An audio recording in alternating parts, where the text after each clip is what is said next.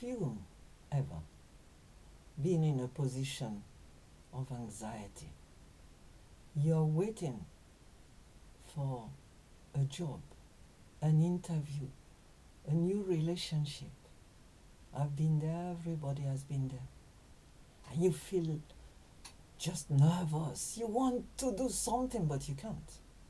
You feel helpless, and you are. So what to do? I'll tell you a secret. Look at what the Bible says. Now a man of the tribe of Levi married a Levite woman, and she became pregnant and gave birth to a son. And at that time, if you read the story before, Pharaoh, the king of Egypt, had decided to wipe out the Hebrews because he was fearing them. He thought they were going to be a menace, a threat to his kingdom. And he had given orders to kill all the male children at birth. So when that lady saw that her child was a fine child, she hid it for 3 months. And when she couldn't hide him no longer, she got a papyrus basket for him, coated him with tar and pitch to make it waterproof. And then she placed the child in it and put it among the reeds along the banks of the Nile, and sent the sister at a distance to watch what would happen next.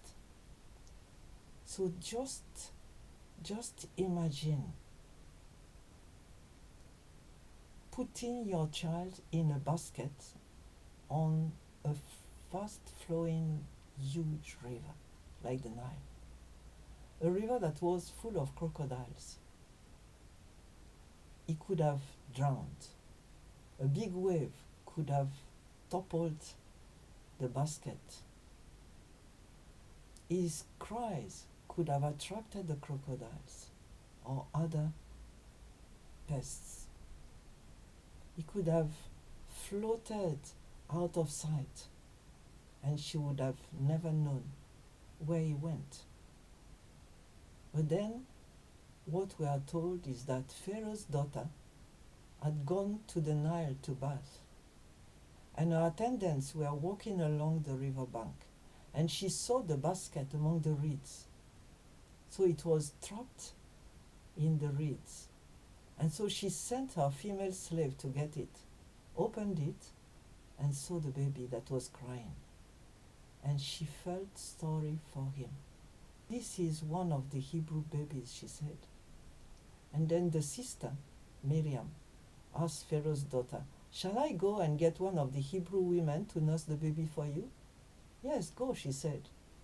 So the girl went, got the baby's mom, and then the baby was nursed by his mom, who was even paid for it.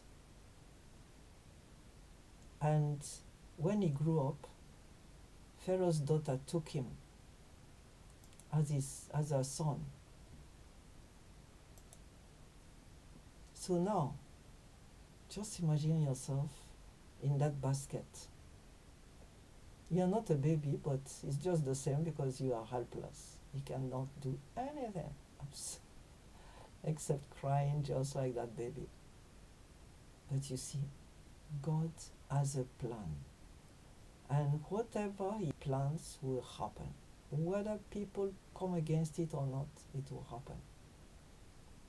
And so, He directed the waves of the Nile to send the child in his basket among the reeds so that it would stop flowing away.